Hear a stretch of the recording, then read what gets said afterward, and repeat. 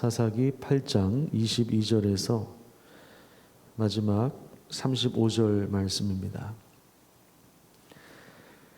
그때 이스라엘 사람들이 기드온에게 이르되 당신이 우리를 미디안의 손에서 구원하셨으니 당신과 당신의 아들과 당신의 손자가 우리를 다스리소서 하는지라. 기드온이 그들에게 이르되 내가 너희를 다스리지 아니하겠고 나의 아들도 너희를 다스리지 아니할 것이요 여호와께서 너희를 다스리시리라 하니라. 기드온이 또 그들에게 이르되 내가 너희에게 요청할 일이 있으니 너희는 각기 탈취한 귀고리를 내게 줄지니라 하였으니 이는 그들이 이스마엘 사람들이므로 금 귀고리가 있었음이라.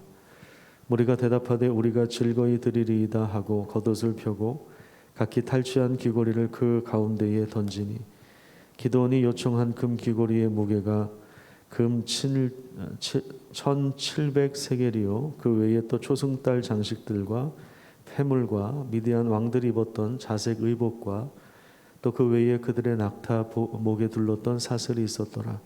기드온이 그 금으로 에봇 하나를 만들어 자기의 성읍 오브라에 두었더니 온 이스라엘이 그것을 음란하게 위함으로 그것이 기드온과 그의 집에 올무가 되니라. 미디안이 이스라엘 자손 앞에 복종하여 다시는 그 머리를 들지 못하였으므로 기드온이 사는 40년 동안 그 땅이 평온하였더라.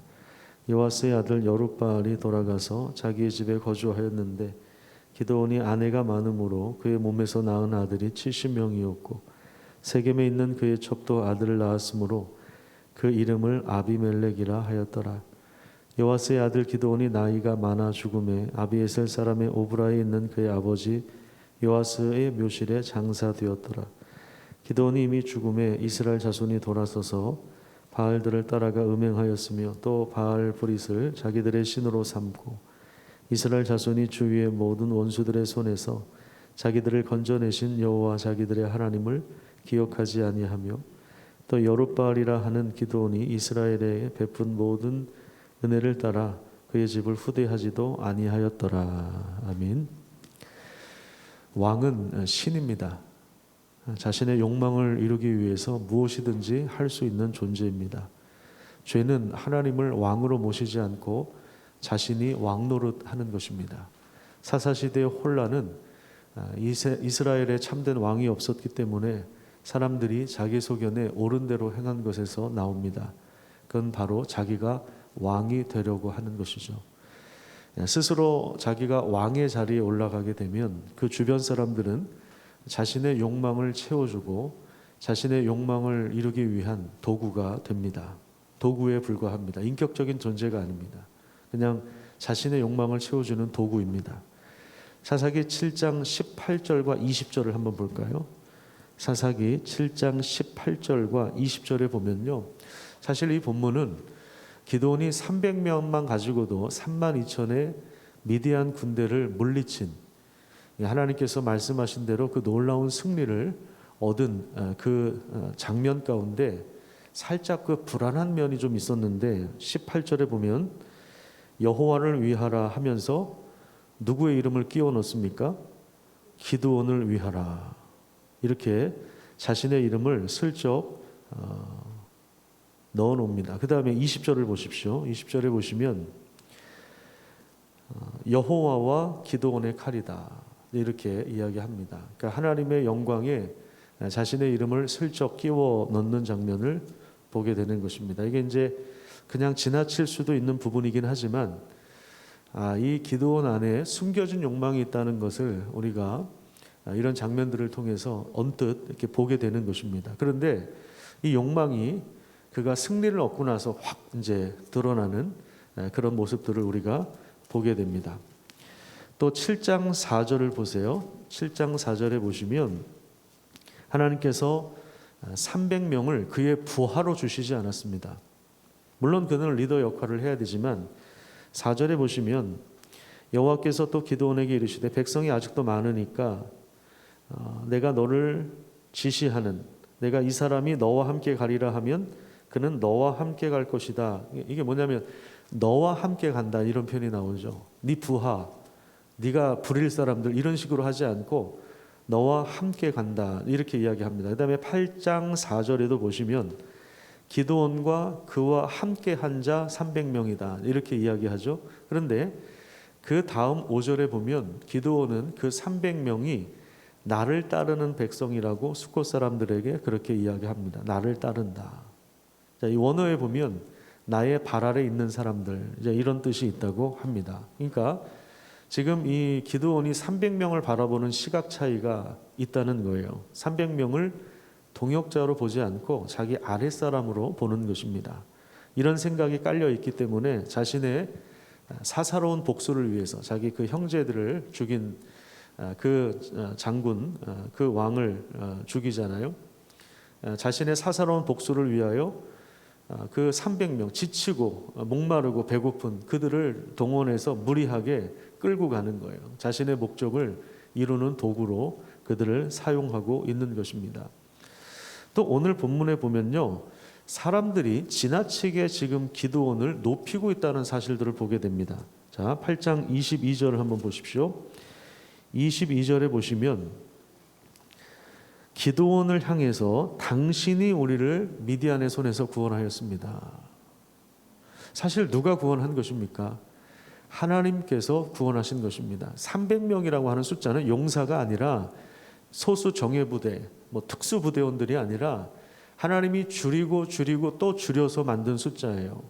그러니까 32,000명을 상대할 때 300명은 아무것도 아닌 숫자입니다. 절대로 내가 뛰어나서 이겼다라고 말할 수 없는 숫자입니다. 그러니까 자기들에게 공로가 있지 않다는 것을 확실하게 하는 숫자가 바로 300명이에요. 그럼 이거 전쟁은 하나님께서 계획하셨고 하나님께서 승리를 주셨습니다. 그런데 지금 누구한테 그 영광이 돌아가고 있습니까? 기드온에게 영광이 돌아가고 있는. 당신이 우리를 구원하셨다.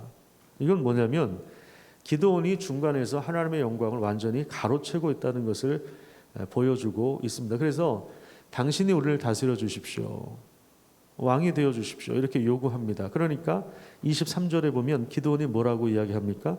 내가 너희를 다스리지 않고 하나님이 너희를 다스릴 것이다. 이게 굉장히 멋있는 말 같잖아요. 그렇죠? 만약에 23절에서 끝났으면 우리가 그렇게 생각할 수도 있었을 겁니다. 그런데 그 다음 보면은요, 24절에 뭘 요청합니까? 내가 너에게 요청할 일이 있다. 그러면서 뭘 요청해요? 금과 폐물을 요청합니다. 그러니까 자기 그 공로가 있다는 거죠. 그러니까 각종 금과 폐물을 요구하고 있는 것입니다. 그러니까 인기와 권력에 지금 취한 거예요. 권력의 맛을 본 거죠. 그래서 26절에 보시면 굉장한 금과 또 폐물과 왕복을 취합니다. 왕복을 취해요. 그래서 미디안 왕들이 입었던 자색 의복을 입었다고 합니다. 자색 의복은 이 왕의 복장이거든요. 그러니까 말은 내가 너희를 다스리지 않고 하나님이 너희를 다스린다. 이렇게 신앙으로 포장하긴 했는데 그는 실제로 그의 행동을 보면 그의 삶을 보면 왕처럼 산 거예요. 또 27절에 보면 그 많은 금을 가지고 에봇을 만듭니다. 근데 이것이 나중에 우상이 되고 그 다음에 27절에 보면 나중에 올무가 되었습니다. 그리고 많은 아내를 두고 70명의 아들을 낳았습니다. 그러니까 사사가 되어서 70명의 아들을 두어요.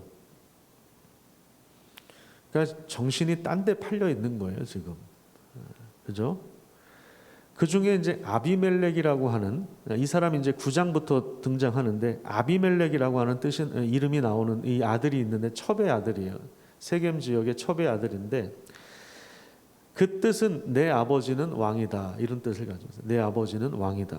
그러니까 자기와 자신의 아들들이 너희를 다스리지 않겠다고 말은 했는데 그는 이미 지금 왕처럼 살고 있고 마치 왕이 신하들 백성들에게 요구하는 것처럼 금과 폐물을 요구했고 그리고 그의 자녀들은 어떤 형태로든지 이스라엘을 지금 다스리고 있고 왕과 다름없는 권력을 누리고 있다는 것을 보게 됩니다. 우리가 기억해야 될 것은 믿음은 말로 증명하는 것이 아니라 행동으로 증명하는 것입니다. 아무리 하나님의 말씀을 인용하고 이게 뭐 하나님의 뜻이니 뭐니 해도 아무리 하나님의 이름을 내세우고 들먹거려도 행동과 삶과 신앙 고백이 일치하지 않으면 그 말은 모두 거짓이에요. 이거는 하나님의 말씀을 들먹거리는 거예요. 하나님의 이름을 들먹거리는 것에 불과한 것입니다. 하나님이 왕이시고 하나님이 구원자이신데 기드온은 슬쩍 하나님의 영광에 자신을 끼워 넣고 가로챕니다. 승리를 얻었으면 하나님께 감사하고 찬양하고 제사를 드리고 자신은 쏙 빠져야 되는 건데 자기가 그 하나님 자리에 올라 앉아 있는 그러한 모습, 이것이 이제 사실은 숨겨진 욕망이 확 드러난 거죠. 확 드러난 것입니다. 그러니까 이런 그 욕망을 가진 사람들이 높은 자리에 올라가면은 그거는 나라가 혼란스러워지는 거예요. 나라가 혼란스러워집니다. 정말 겸손하게 백성을 섬기는 사람이 아니라, 사람들을 섬기는 사람이 아니라 신앙으로 포장이 돼 있다 할지라도 그 마음속에 숨겨진 욕망이 있으면 그게 언젠가 드러나게 되어 있습니다. 오늘날도 마찬가지죠. 신앙으로 포장된 감춰진 욕망의 시대를 살고 있습니다. 하나님의 뜻이라고는 하지만 자신의 욕망을 채우는 사람들은 사회와 공동체와 나라를 혼란스럽게 합니다. 지도자의 타락은 우상을 숭배하게 만들고 우상 잔치를 만들게 합니다. 하나님은 우리의 중심을 꿰뚫어 보고 계십니다. 말이 아니라 행동이 우리 삶의 그 참된 신앙을 증명하는 것입니다. 자, 우리 묵상 포인트를 보겠습니다. 첫 번째, 죄는 자기가 왕 노릇하는 것입니다. 누가 주인인가? 누가 왕인가? 우리 삶에 누가 왕인가? 이건 매일 아침마다 여러분들이 질문하셔야 되는 내용입니다. 자, 그다음에 두 번째, 기드온은 하나님의 영광을 가로챘으며 그리고 이 권력의 맛을 본 다음에 점점 맛이 갑니다. 세 번째, 신앙의 이름으로 포장된 욕망의 시대를 살고 있는데 참된 신앙의 길을 걷는 것이 상당히 중요합니다. 예수님이 누구신지 처음부터 우리가 복음서부터 자세하게 살피고 읽고 이 사사시대의 그 혼란스러운 상황들을 보면서 우리가 복음서를 다시 좀 읽어가면서 예수 그리스도가 누구신가 하는 것을 우리가 좀 살펴봐야 합니다. 자, 우리 기도 제목을 함께 읽도록 하겠습니다. 시작. 탐심과 욕망을 버리고 왕이신 하나님을 섬기는 마음으로 살게 해주십시오. 두 번째, 열방을 위한 제목입니다. 한국 교회와 미국 한인 교회가 합력하여 중남미 아프리카 지역 한인 선교사들의 백신 접종을 위한 프로젝트가 진행 중에 있는데 의료시설이 열악한 지역의 선교사와 가정을 지켜주십시오. 기도하겠습니다.